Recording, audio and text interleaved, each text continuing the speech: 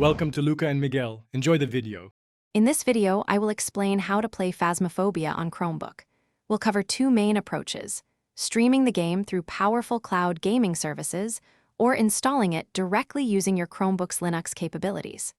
We'll also discuss important factors like internet speed and hardware specifications to ensure you have the best possible ghost hunting adventure.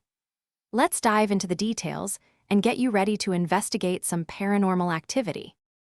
One excellent way to play Phasmophobia on your Chromebook is through cloud gaming services. Platforms such as GeForce Now and Xbox Cloud Gaming allow you to stream the game directly via your web browser. This means the heavy processing is done remotely, so your Chromebook doesn't need powerful internal hardware. You'll need a reliable internet connection, ideally 10 megabits per second or faster, and for Xbox Cloud Gaming, an active Game Pass Ultimate subscription is necessary to access the game library. For a more direct approach, you can install Phasmophobia using Linux and Steam on compatible Chromebooks. First, enable the Linux beta feature in your Chromebook settings. Once Linux is set up, you can install the Steam client and then download Phasmophobia.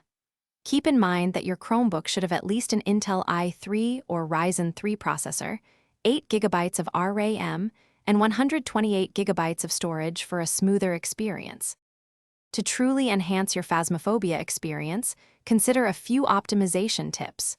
For cloud gaming, a robust and stable internet connection is paramount to prevent lag.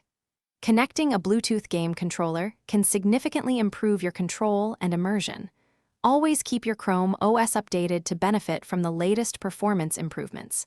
Finally, if playing via Linux, experiment with in-game graphics settings to find the best balance between visual quality and smooth frame rates for your specific Chromebook. Thanks for watching and please subscribe. It's the best investment you'll ever make.